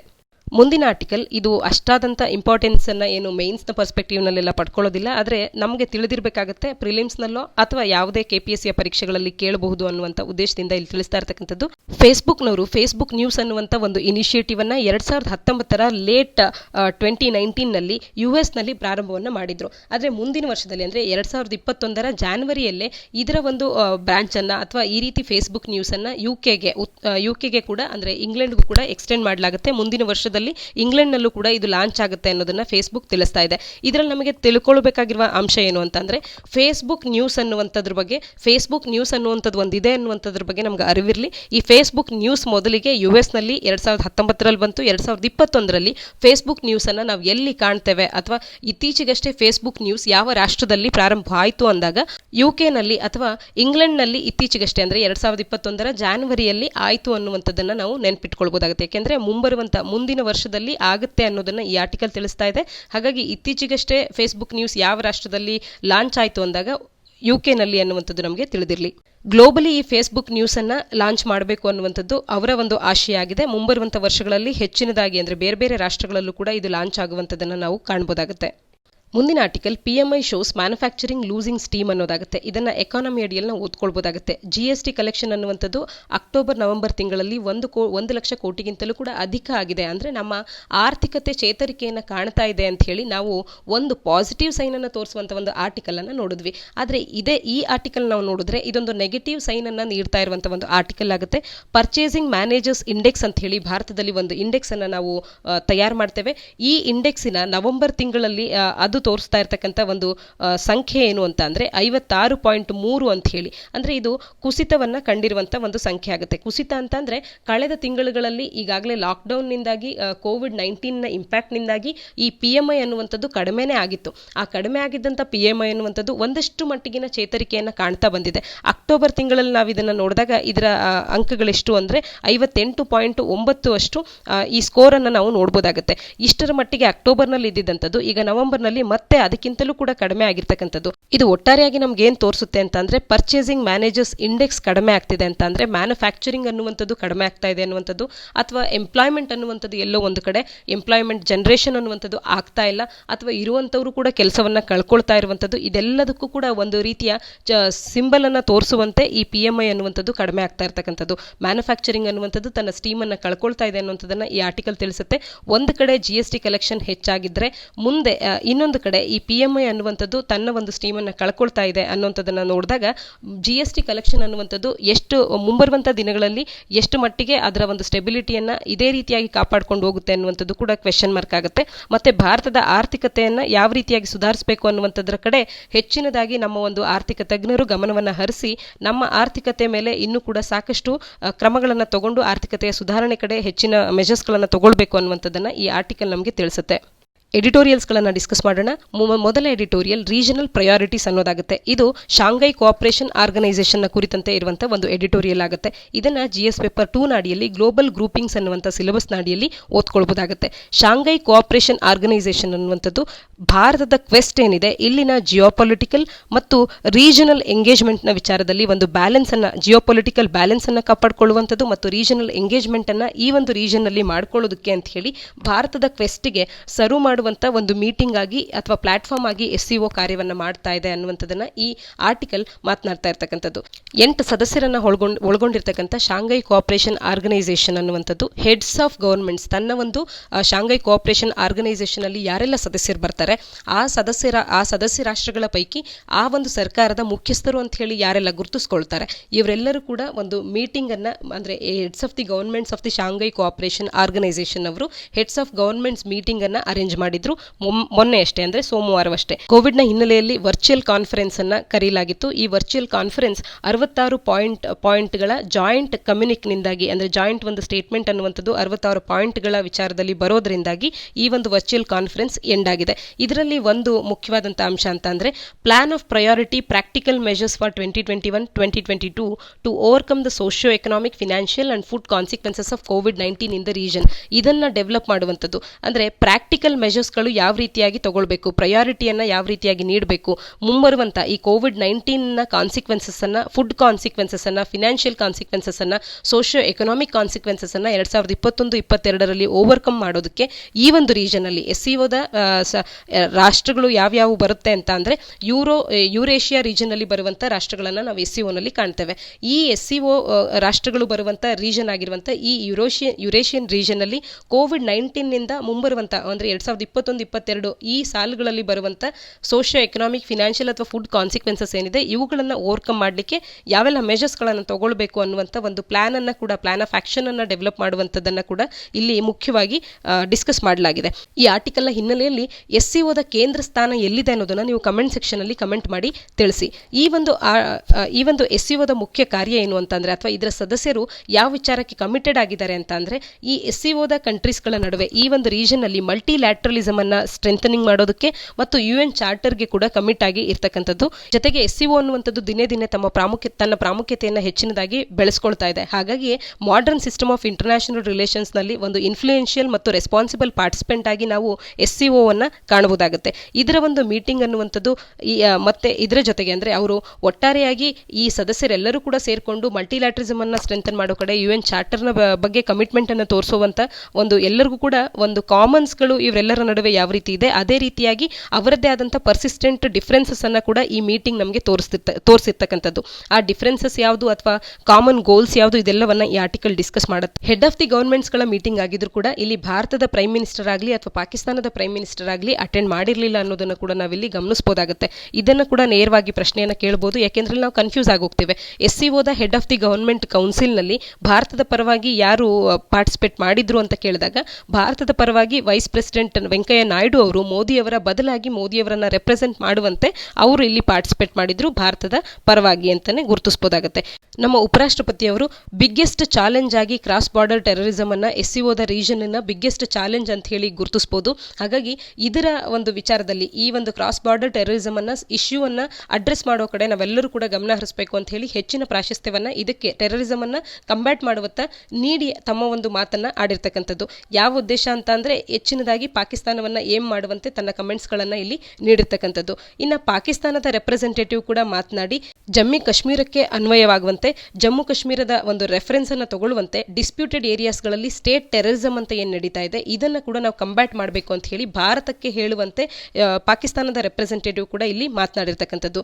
ಇಂಡಿಯಾ ಪಾಕಿಸ್ತಾನದ ಟ್ರೂಪ್ಸ್ಗಳು ಜಾಯಿಂಟ್ ಎಕ್ಸಸೈಸ್ಗಳಲ್ಲಿ ರೀಜನಲ್ ಆಂಟಿ ಟೆರರ್ ಸ್ಟ್ರಕ್ಚರ್ನಲ್ಲಿ ಒಟ್ಟಾರೆಯಾಗಿ ಪಾರ್ಟಿಸಿಪೇಟ್ ಆಗೋದನ್ನ ನಾವು ಈ ಒಂದು SCOದ ರೇರ್ ಫೋರಂನಲ್ಲಿ ಕಾಣಬಹುದಾಗುತ್ತೆ. ಅಂದ್ರೆ ಪಾಕಿಸ್ತಾನ ಮತ್ತು ಭಾರತ ಇಬ್ಬರು ಕೂಡ ಒಂದೇ ಪ್ಲಾಟ್ಫಾರ್ಮ್ ನಲ್ಲಿ ಇರುವಂತದ್ದು, ಚೈನಾ ಕೂಡ ಈ ಪ್ಲಾಟ್ಫಾರ್ಮ್ ನಲ್ಲಿ ಭಾಗಿಯಾಗಿರುವಂತದ್ದು, ಇದೆಲ್ಲವನ್ನ ನಾವು SCOದಲ್ಲೇ ಕಾಣಬಹುದಾಗುತ್ತೆ. ಎರಡು ರಾಷ್ಟ್ರಗಳು ಕೂಡ ಪಾಕಿಸ್ತಾನವಾಗ್ಲಿ ಅಥವಾ ಭಾರತ ಆಗಲಿ ಎರಡು ರಾಷ್ಟ್ರಗಳು ಕೂಡ ಈ ರೀತಿ ಕ್ರಾಸ್ ಬಾರ್ಡರ್ ಟೆರರಿಸಂನ ಮೇಲೆ ಭಾರತ ಗಮನವನ್ನ ಹರಿಸ್ತು, ಪಾಕಿಸ್ತಾನ ಸ್ಟೇಟ್ ಟೆರರಿಸಂನ ಮೇಲೆ ಗಮನವನ್ನ ಹರಿಸಿ ಮಾತನಾಡಿದ್ರು ಕೂಡ SCOದ ಫೈನಲ್ ಜಾಯಿಂಟ್ ಸ್ಟೇಟ್ಮೆಂಟ್ನಲ್ಲಿ ಟೆರರಿಸಂನ ಬಗ್ಗೆ ಯಾವುದೇ ರೀತಿಯಾದಂಥ ನೈದರ್ ಸ್ಟೇಟ್ಮೆಂಟ್ಸ್ಗಳು ರಿಫ್ಲೆಕ್ಟ್ ಆಗಿರೋದನ್ನು ನಾವು ಕಾಣೋದಕ್ಕಾಗೋದಿಲ್ಲ. ಇಲ್ಲಿ ಮುಖ್ಯವಾಗಿ ರಿಫ್ಲೆಕ್ಟ್ ಆಗಿರುವಂಥದ್ದು ಟ್ರೇಡ್ ಮತ್ತು ಎಕನಾಮಿಕ್ ಇಶ್ಯೂಸ್ ಆಫ್ ದಿಸ್ ರೀಜನ್ನ ಬಗ್ಗೆ ಹೆಚ್ಚಿನದಾಗಿ ಫೋಕಸ್ ಅನ್ನುವಂಥದ್ದು ಫೈನಲ್ ಜಾಯಿಂಟ್ ಸ್ಟೇಟ್ಮೆಂಟ್ನಲ್ಲಿ ಇರುವಂಥದ್ದು. ಭಾರತ ಚೀನಾದೊಟ್ಟಿಗೆ ಬೆಲ್ಟ್ ಅಂಡ್ ರೋಡ್ ಇನಿಷಿಯೇಟಿವ್ ವಿಚಾರದಲ್ಲಿ ಇರುವಂಥ ತನ್ನ ಒಂದು ಡಿಫರೆನ್ಸಸ್ ಅನ್ನ ಇಲ್ಲಿ ತೋರಿಸಿದೆ.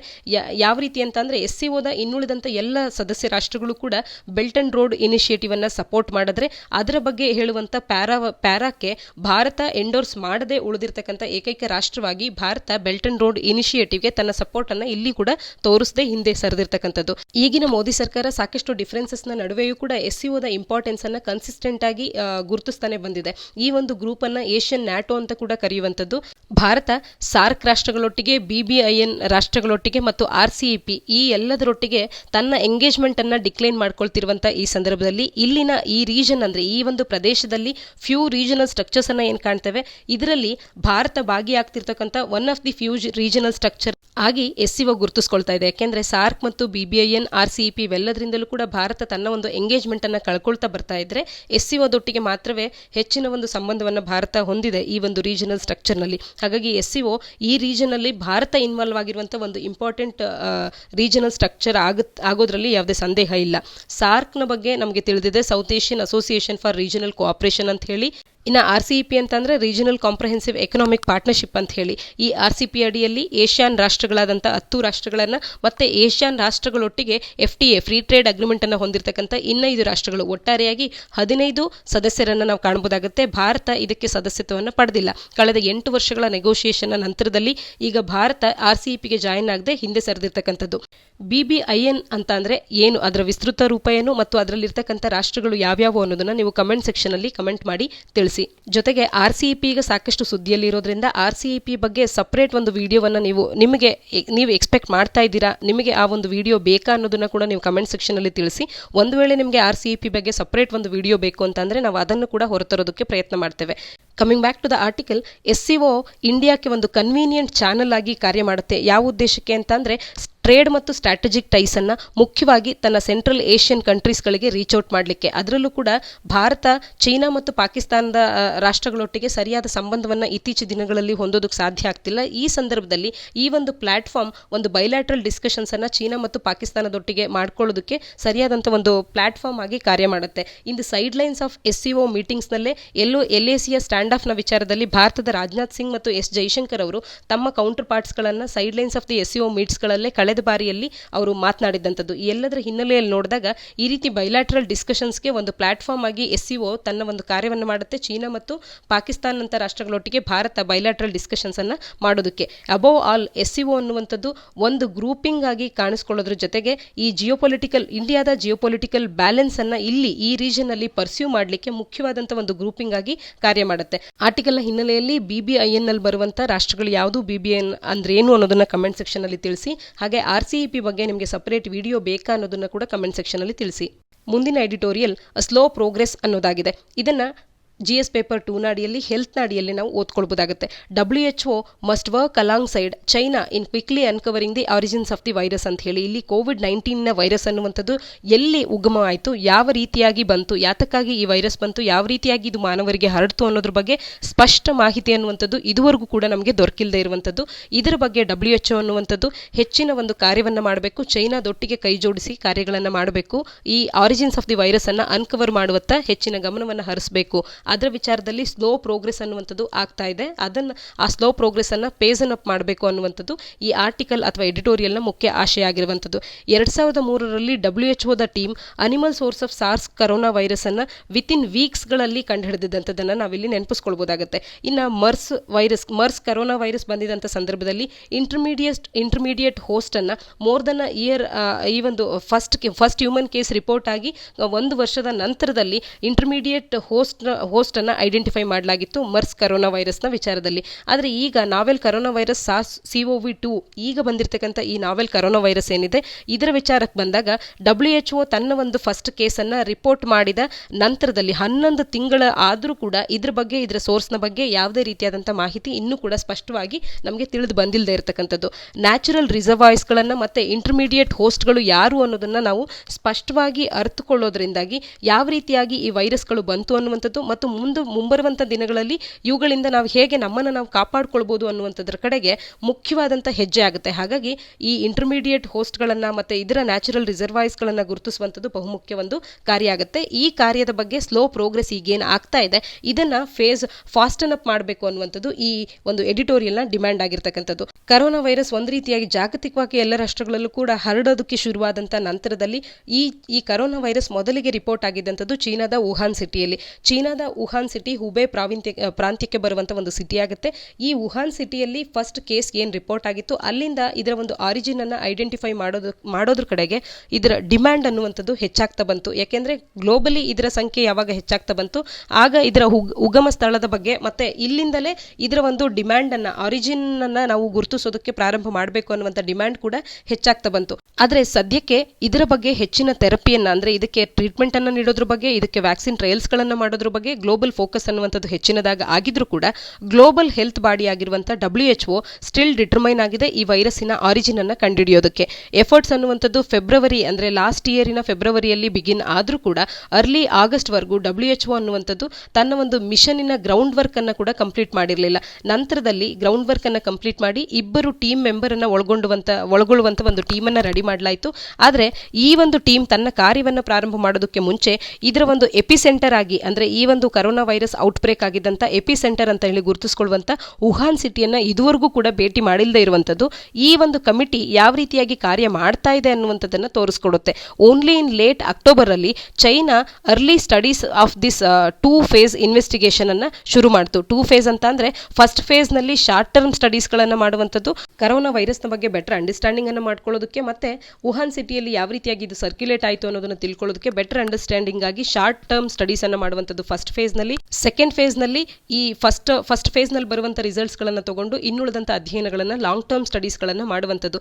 ಈ ರೀತಿಯ ಒಂದು 2 phase ಇನ್ವೆಸ್ಟಿಗೇಷನ್ ಅನ್ನ ಲೇಟ್ ಅಕ್ಟೋಬರ್ ಅಲ್ಲಿ ಚೈನಾವೇ ಬಿಗಿನ್ ಮಾಡ್ತು. ಇದೆಲ್ಲದರ ನಂತರದಲ್ಲೇ WHO ಲೆಡ್ 2 ಮೆಂಬರ್ ಟೀಮ್ ಏನಿತ್ತು ಇದು ಚೀನಾದೊಟ್ಟಿಗೆ ಕೊಲಾಬ್ರೇಷನ್ ಅನ್ನ ಮಾಡಿಕೊಂಡು, ಚೀನಾದ ಸೈಂಟಿಸ್ಟ್ಗಳೊಟ್ಟಿಗೆ ಕೊಲಾಬ್ರೇಷನ್ ಅನ್ನ ಮಾಡಿಕೊಂಡು ಸದ್ಯಕ್ಕೆ ಆಪರೇಟ್ ಆಗ್ತಾ ಇರ್ತಕ್ಕಂಥದ್ದು. ಚೈನಾ ಏನಾದರೂ WHO ಅನ್ನ ಇಮಿಡಿಯೇಟ್ ಆಗಿ ಅಲರ್ಟ್ ಮಾಡಿದಿದ್ರೆ, ವುಹಾನ್ ಕ್ಲಸ್ಟರ್ನಲ್ಲಿ ಮೊದಲ ಕೇಸ್ ರಿಪೋರ್ಟ್ ಆಗಿದ್ದಂಥ ಸಂದರ್ಭದಲ್ಲಿ ಇಮಿಡಿಯೇಟ್ ಆಗಿ ಅಲರ್ಟ್ ಮಾಡಿದಿದ್ರೆ ಇಷ್ಟು ಹೆಚ್ಚಿನ ಮಟ್ಟಿನ ಸಾವು ನೋವನ್ನು ನಾವು ಕಾಣಬೇಕಾಗಿರಲಿಲ್ಲ ಕೋವಿಡ್ನ ವಿಚಾರದಲ್ಲಿ ಅಂತ ಹೇಳಿ ಪ್ರೆಸಿಡೆಂಟ್ ಡೊನಾಲ್ಡ್ ಟ್ರಂಪ್ ಅವರು US ಪ್ರೆಸಿಡೆಂಟ್ ಆಗಿದ್ದಂಥವ್ರು ಚೈನಾ ಈ ಮೊದಲ ಕೇಸ್ ಬಂದಂಥ ಸಂದರ್ಭದಲ್ಲೇ ಎಚ್ಚೆತ್ತುಕೊಂಡಿದ್ದಿದ್ರೆ, ಚೈನಾ ಏನಾದರೂ ರಿಲೆಕ್ಟೆನ್ಸ್ ಅನ್ನು ತೋರಿಸಿಲ್ಲ ಅಂದಿದ್ರೆ ಇಷ್ಟು ಹೆಚ್ಚಿನ ಸಂಖ್ಯೆಯಲ್ಲಿ ನಾವು ಸಾವನ್ನ ಅಥವಾ ಇಷ್ಟು ಹೆಚ್ಚಿನ ಇಂಪ್ಯಾಕ್ಟ್ ಅನ್ನ ಕಾಣಬೇಕಾಗಿರಲಿಲ್ಲ. ಚೈನಾದ ರಿಲೆಕ್ಟೆನ್ಸ್ ಇಂದಾಗಿ ಇವತ್ತು ಹ್ಯೂಜ್ ಎಕನಾಮಿಕ್ ಕಾಸ್ಟ್ ಅನ್ನ ಈ ಪ್ಯಾಂಡಮಿಕ್ ಗ್ಲೋಬಲಿ ಅನುಭವಿಸಬೇಕಾಗಿ ಬಂದಿದೆ. ಈ ಪ್ಯಾಂಡಮಿಕ್ ನಿಂದಾಗಿ ಹ್ಯೂಜ್ ಎಕನಾಮಿಕ್ ಕಾಸ್ಟ್ ಅನ್ನ ಜೊತೆಗೆ ಸಾಕಷ್ಟು ಸೋಷಿಯಲ್ ಇಂಪ್ಯಾಕ್ಟ್ಸ್ ಗಳನ್ನ ಕೂಡ ಈ ಪ್ಯಾಂಡಮಿಕ್ ನಿಂದಾಗಿ ಇಡೀ ಜಗತ್ತು ಅನುಭವಿಸಬೇಕಾಗಿ ಬಂದಿದೆ.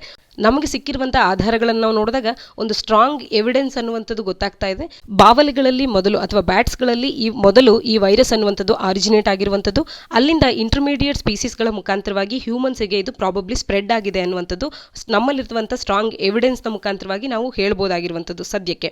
ಆದರೆ ಇದು ಯಾವ ಒಂದು ಇಂಟರ್ಮೀಡಿಯೇಟ್ ಸ್ಪೀಸೀಸ್ನ ಮುಖಾಂತರವಾಗಿ ಬಂದಿದೆ ಅಂತ ಹೇಳಿ ತಿಳ್ಕೊಳ್ಳೋದಕ್ಕೆ ಒನ್ ವೇ ಏನು ಅಂತ ಅಂದರೆ ಯಾವ್ಯಾವ ಅನಿಮಲ್ಗೆ ಯಾವ ರೀತಿಯಾದಂಥ ಒಂದು ಸಸೆಪ್ಟಬಿಲಿಟಿ ಇದೆ ಅನ್ನುವಂಥದ್ದನ್ನು ನಾವು ತಿಳ್ಕೊಳ್ಬೇಕಾಗತ್ತೆ. ಡಿಫ್ರೆಂಟ್ ಅನಿಮಲ್ ಸ್ಪೀಸೀಸ್ಗಿರುವಂಥ ಸಸೆಪ್ಟಬಿಲಿಟಿಯನ್ನು ತಿಳ್ಕೊಳ್ಳುವಂಥದ್ದು ಒನ್ ವೇ ಆಗುತ್ತೆ ಇದರ ಇಂಟರ್ಮೀಡಿಯೇಟ್ ಸ್ಪೀಸೀಸ್ನ ಬಗ್ಗೆ ಹೆಚ್ಚಿನ ಮಾಹಿತಿಯನ್ನು ತಿಳ್ಕೊಳ್ಳೋದಕ್ಕೆ. ಆಲ್ರೆಡಿ ಬೆಕ್ಕುಗಳನ್ನು ಕೂಡ ಒಳಗೊಂಡಂತೆ ಎಷ್ಟೋ ಅನಿಮಲ್ಸ್ಗಳು ಈ ಒಂದು ವೈರಸ್ಸಿಗೆ ಸಸೆಪ್ಟಬಲ್ ಅಂತ ಹೇಳಿ ಲ್ಯಾಬ್ನ ಏರಿಯಾದಲ್ಲೂ ಆದರೂ ಆಗ್ಬೋದು, ಔಟ್ಸೈಡಲ್ಲೂ ಆದರೂ ಕೂಡ ಸಸೆಪ್ಟಬಲ್ ಅನ್ನುವಂಥದ್ದು ಈಗಾಗಲೇ ನಮಗೆ ಗುರುತಿಸಲಾಗಿದೆ. ಈಗ ಸದ್ಯಕ್ಕೆ ಈ ವೈರಸ್ ಅನ್ನುವಂಥದ್ದು ಇಷ್ಟು ಹೆಚ್ಚಿನ ಮಟ್ಟಿಗೆ ಸ್ಪ್ರೆಡ್ ಆಗಿರೋದ್ರಿಂದಾಗಿ ಇಂಟರ್ಮೀಡಿಯೇಟ್ ಹೋಸ್ಟ್ ಅನ್ನ ಝೀರೋ ಮಾಡುವಂಥದ್ದು ಸಾಧ್ಯ ಆಗದೇ ಇರುವಂಥ ಒಂದು ಕೆಲಸ ಆಗುತ್ತೆ. ಹಾಗಾಗಿ ಚೈನಾದ ವೈಲ್ಡ್ ಲೈಫ್ ಫಾರ್ಮ್ಸ್ಗಳ ಮೇಲೆ ಮಲ್ಟಿ ಪ್ರಾಂಗ್ಡ್ ಅಪ್ರೋಚ್ ಅನ್ನು ಬಳಸ್ಕೊಂಡು ಇನ್ವೆಸ್ಟಿಗೇಷನ್ ಅನ್ನು ಮಾಡುವಂಥದ್ದು ಸದ್ಯಕ್ಕೆ ನಾವು ಮಾಡಬೇಕಾಗಿರುವಂಥ ಒಂದು ಕ್ರೂಷಿಯಲ್ ಅಂಶ ಆಗುತ್ತೆ. ಒಟ್ಟಾರೆಯಾಗಿ ಸ್ಲೋ ಪ್ರೋಗ್ರೆಸ್ ಆಗ್ತಾ ಇದೆ ಈ ಇಂಟರ್ಮೀಡಿಯರಿ ಹೋಸ್ಟ್ಗಳನ್ನು ಮತ್ತೆ ಇದರ ಒಂದು ಉಗಮ ಯಾವ ರೀತಿ ಆಯಿತು ಅನ್ನೋದನ್ನ ಈ ಕರೋನಾ ವೈರಸ್ನ ಬಗ್ಗೆ ತಿಳ್ಕೊಳ್ಳುವಂಥ ವಿಚಾರದಲ್ಲಿ ಸ್ಲೋ ಪ್ರೋಗ್ರೆಸ್ ಅನ್ನುವಂಥದ್ದು ಆಗ್ತಾ ಇದೆ ಅನ್ನೋದನ್ನ ಈ ಆರ್ಟಿಕಲ್ ಬಿಡಿಸಿ ನಮಗೆ ತಿಳಿಸ್ತಾ ಇದೆ. ಈ ಸ್ಲೋ ಪ್ರೋಗ್ರೆಸ್ ಅನ್ನ ಫಾಸ್ಟನ್ ಅಪ್ ಮಾಡಬೇಕು. ಯಾತಕ್ಕಾಗಿ ಅಂತ ಅಂದ್ರೆ ಇಂಟರ್ಮೀಡಿಯರಿ ಹೋಸ್ಟ್ಗಳು ಯಾರು, ನ್ಯಾಚುರಲ್ ರಿಸರ್ವಾಯ್ಸ್ಗಳು ಯಾವುದು, ಇವೆಲ್ಲವೂ ನಮಗೆ ಯಾವುದೇ ವೈರಸ್ನ ಬಗ್ಗೆ ನಮಗೆ ಸ್ಪಷ್ಟವಾಗಿ ಮಾಹಿತಿ ದೊರಕಿದಾಗ ಅದರಿಂದ ಯಾವ ರೀತಿಯಾಗಿ ನಾವು ತಪ್ಪಿಸ್ಕೊಳ್ಬೋದು, ಈ ವೈರಸ್ ಇನ್ನಷ್ಟು ಸ್ಪ್ರೆಡ್ ಆಗದೇ ಇರುವಂತೆ ನೋಡ್ಕೊಳ್ಳೋದಕ್ಕೆ ಏನೆಲ್ಲ ಮಾಡ್ಬೋದು ಅನ್ನೋದ್ರ ಬಗ್ಗೆ ನಮ್ಗೆ ಸ್ಪಷ್ಟ ಮಾಹಿತಿ ದೊರೀತಾ ಹೋಗುತ್ತೆ. ಅಥವಾ ಮುಂಬರುವಂಥ ದಿನಗಳಲ್ಲಿ ಇನ್ನ ಯಾವುದೇ ಒಂದು ವೈರಸ್ಗಳಿಂದ ನಮಗೆ ಅಪಾಯವಿದ್ದಲ್ಲಿ ಅದರಿಂದಲೂ ಕೂಡ ನಾವು ತಪ್ಪಿಸ್ಕೊಳ್ಳೋದಕ್ಕೆ ಅಥವಾ ಒಂದಷ್ಟು ಸಾಧ್ಯವಾದಷ್ಟು ದೂರ ಇರೋದಕ್ಕೆ ಇದೆಲ್ಲವೂ ಕೂಡ ನಮಗೆ ಹೆಲ್ಪ್ ಮಾಡುತ್ತೆ. ಹಾಗಾಗಿ ಇದರ ಒಂದು ಮುಖ್ಯ ಕೇಂದ್ರ ಸ್ಥಾನ ಯಾವುದು ಅನ್ನುವಂಥದ್ದು, ಇಂಟರ್ಮೀಡಿಯರಿ ಹೋಸ್ಟ್ಗಳು ಯಾವುದು ಅನ್ನುವಂಥದ್ದು, ಯಾವ ರೀತಿ ಇದು ಹರಡ್ತು ಅನ್ನುವಂಥದ್ದು, ಇದೆಲ್ಲವನ್ನ ತಿಳ್ಕೊಳ್ಳೋದ್ರ ಬಗ್ಗೆ ನಮ್ಮ ಪ್ರೋಗ್ರೆಸ್ ಅನ್ನುವಂಥದ್ದು ಹೆಚ್ಚಿನದಾಗಿ ಮತ್ತೆ ಫಾಸ್ಟ್ ಅಂಡ್ ಫೇಸ್ನಲ್ಲಿ ಆಗಬೇಕಾಗಿದೆ. ಇನ್ನು ನಿನ್ನೆ ನಾವು ಕೇಳಿದಂಥ ಪ್ರಶ್ನೆಗಳನ್ನು ಡಿಸ್ಕಸ್ ಮಾಡೋಣ. ಈ ಪ್ರಶ್ನೆಗಳಿಗೆ ಕಮೆಂಟ್ ಸೆಕ್ಷನಲ್ಲಿ ಉತ್ತರಗಳನ್ನು ನೀಡಿ ಅಂತ ಕೇಳಿದ್ದೆ. ಕೇಶವ್ ಗೌಡ, ಬಾಲಕೃಷ್ಣ ನಾಯಕ್, ರಾಹುಲ್ ಈ ರೀತಿಯಾಗಿ ಸಾಕಷ್ಟು ಮಂದಿ ಉತ್ತರಗಳನ್ನು ನೀಡಿದ್ದೀರಾ. ಆದರೂ ಕೂಡ ನಾವು ಕೇಳುವಂಥ ಎಲ್ಲ ಪ್ರಶ್ನೆಗಳನ್ನು ನೀವು ಕಮೆಂಟ್ ಸೆಕ್ಷನಲ್ಲಿ ಅಡ್ರೆಸ್ ಮಾಡಿರಲ್ಲ ಬಹಳಷ್ಟು ಮಂದಿ. ಕೇವಲ ಒಂದು ಪ್ರಶ್ನೆಗೆ ಉತ್ತರವನ್ನು ನೀಡಿರ್ತೀರಾ, ಮತ್ತೆ ಕೆಲವರು 2 ಪ್ರಶ್ನೆಗಳಿಗೆ ಮಾತ್ರವೇ ಉತ್ತರವನ್ನು ನೀಡಿರ್ತೀರಾ. ಆಲ್ಮೋಸ್ಟ್ ನಾವು ಒಂದು ದಿನದಲ್ಲಿ 3-4 ಪ್ರಶ್ನೆಗಳನ್ನು ಕೇಳಿರ್ತೇವೆ. ಆದಷ್ಟು ಎಲ್ಲ ಪ್ರಶ್ನೆಗಳಿಗೂ ಕೂಡ ಉತ್ತರಗಳನ್ನು ನೀಡೋದಕ್ಕೆ ಪ್ರಯತ್ನ ಮಾಡಿ. ನಿನ್ನೆ ಕೇಳಿರ್ತಕ್ಕಂಥ ಪ್ರಶ್ನೆಗಳು ಯಾವುದು ಅಂದರೆ, ಹೀಮೋಸ್ಟಾಟಿಕ್ ಜೆಲ್ ಹೀಮೋಸ್ಟಾಟಿಕ್ ಜೆಲ್ ಅಂದರೆ ಏನು ಅನ್ನೋದನ್ನು ಕೇಳಿದ್ದೆ. ಹೀಮೋಸ್ಟಾಟಿಕ್ ಜೆಲ್ ಅನ್ನುವಂಥದ್ದು ಬ್ಲೀಡಿಂಗನ್ನು ಕಂಟ್ರೋಲ್ ಮಾಡೋದಕ್ಕೆ ಬಳಕೆ ಮಾಡುವಂಥ ಒಂದು ಜೆಲ್ ಆಗುತ್ತೆ. ಇದು ಬ್ಲಡ್ಡನ್ನು ಸಾಕಷ್ಟು ಶೀಘ್ರದಲ್ಲಿ ಕೊಯಾಗುಲೇಟ್ ಮಾಡುತ್ತೆ, ಅಂದರೆ ಬ್ಲಡ್ ಅನ್ನುವಂಥದ್ದು ಸಾಕಷ್ಟು ಬೇಗ ಕ್ಲಾಟ್ ಆಗೋದಕ್ಕೆ ಹೆಲ್ಪ್ ಮಾಡುತ್ತೆ. ಹಾಗಾಗಿ ಇದನ್ನು ಹೀಮೋಸ್ಟಾಟಿಕ್ ಜೆಲ್ ಅಂತ ಹೇಳಿ ಕರಿತೇವೆ. ಹೀಮೋಸ್ಟಾಟಿಕ್ ಜೆಲ್ಗಳ ಬಗ್ಗೆ ನೇರವಾಗಿ ಪ್ರಶ್ನೆಯನ್ನು, ಹೀಮೋಸ್ಟಾಟಿಕ್ ಜೆಲ್ ಏನು ಕಾರ್ಯ ಮಾಡುತ್ತೆ ಅಥವಾ ಇವನ್ನ ಯಾತಕ್ಕೆ ಬಳಸ್ತೇವೆ ಅಂತ ಹೇಳಿ ಡೈರೆಕ್ಟ್ ಆಗಿ ಕೇಳ್ಬೋದು ಸೈನ್ಸ್ ಅಂಡ್ ಟೆಕ್ನಾಲಜಿಯ ಕ್ವೆಶನ್ಸ್ಗಳ ಅಡಿಯಲ್ಲಿ. ಇನ್ನು ಸಪರೇಟ್ ಕಾನ್ಸ್ಟಿಟ್ಯೂಷನ್ ಅನ್ನು ಭಾರತದಲ್ಲಿ ಯಾವುದಾದ್ರೂ ರಾಜ್ಯ ಹೊಂದಿದೆಯಾ ಅನ್ನುವಂಥ ಪ್ರಶ್ನೆಯನ್ನು ಕೇಳಿದ್ದೆ. ಇದುವರೆಗೂ ಅಂದಾಗ ಈ ಹಿಂದೆ ಜಮ್ಮು ಅಂಡ್ ಕಾಶ್ಮೀರ ಒಂದು ಸಪರೇಟ್ ಕಾನ್ಸ್ಟಿಟ್ಯೂಷನ್ ಅನ್ನು ಭಾರತದಲ್ಲಿ ಹೊಂದಿತ್ತು. ಆದರೆ ಸದ್ಯಕ್ಕೆ ಯಾವುದೇ ರಾಜ್ಯವು ಸಪರೇಟ್ ಕಾನ್ಸ್ಟಿಟ್ಯೂಷನ್ ಅನ್ನು ಭಾರತದಲ್ಲಿ ಹೊಂದಿಲ್ಲದೆ ಇರೋದನ್ನು ನಾವು ಕಾಣಬಹುದಾಗುತ್ತೆ. ಇಡೀ ಭಾರತಕ್ಕೆ ಒಂದೇ ಕಾನ್ಸ್ಟಿಟ್ಯೂಷನ್ ಅಪ್ಲೈ ಆಗುತ್ತೆ. ಇನ್ನು SCO ರಾಷ್ಟ್ರಗಳ ಮೆಂಬರ್ ರಾಷ್ಟ್ರಗಳು, ಸದಸ್ಯ ರಾಷ್ಟ್ರಗಳು ಯಾವುದು, SCOದ ಸದಸ್ಯ ರಾಷ್ಟ್ರಗಳು ಯಾವುದು ಅನ್ನೋದನ್ನು ಕೇಳಿದ್ದೆ. 8 ಸದಸ್ಯ ರಾಷ್ಟ್ರಗಳನ್ನು ನಾವು ಶಾಂಘೈ ಕೋಆಪರೇಷನ್ ಆರ್ಗನೈಸೇಷನ್ ಅಲ್ಲಿ ಕಾಣಬಹುದಾಗುತ್ತೆ. ಅದು ಯುರೇಷಿಯನ್ ರೀಜನ್ ಅಲ್ಲಿ ಬರುವಂಥ ರಾಷ್ಟ್ರಗಳಾಗುತ್ತೆ. Kazakhstan, China, Kyrgyzstan, Russia, Tajikistan, Uzbekistan, India ಮತ್ತು ಪಾಕಿಸ್ತಾನ್, ಈ 8 ಸದಸ್ಯ ರಾಷ್ಟ್ರಗಳನ್ನು ನಾವು SCOದಲ್ಲಿ ಕಾಣಬಹುದಾಗುತ್ತೆ. ಸರಿಯಾದ ಉತ್ತರಗಳನ್ನು ನೀಡಿರ್ತಕ್ಕಂಥ ಎಲ್ಲರಿಗೂ ಕೂಡ ಅಭಿನಂದನೆಗಳು. ಇದಿಷ್ಟು ಇಂದಿನ ಸುದ್ದಿ ವಿಶ್ಲೇಷಣೆಯಾಗಿದೆ. ನಮ್ಮ ಈ ವಿಡಿಯೋ ನಿಮಗೆ ಇಷ್ಟ ಆಗಿದ್ರೆ ವಿಡಿಯೋವನ್ನು ಲೈಕ್ ಮಾಡಿ, ಹಾಗೆ ನಾವು ಕೇಳಿರ್ತಕ್ಕಂಥ ಪ್ರಶ್ನೆಗಳಿಗೆ ಕಮೆಂಟ್ ಸೆಕ್ಷನಲ್ಲಿ ಉತ್ತರಗಳನ್ನು ನೀಡಿ. ಹೆಚ್ಚಿನ ವಿಡಿಯೋಸ್ಗಳಿಗಾಗಿ ನಮ್ಮ ಚಾನಲ್ಗೆ ಸಬ್ಸ್ಕ್ರೈಬ್ ಆಗಿ. ನಾಳಿನ ಸುದ್ದಿ ವಿಶ್ಲೇಷಣೆಯೊಂದಿಗೆ ಮತ್ತೆ ಸಿಗೋಣ. ಧನ್ಯವಾದ.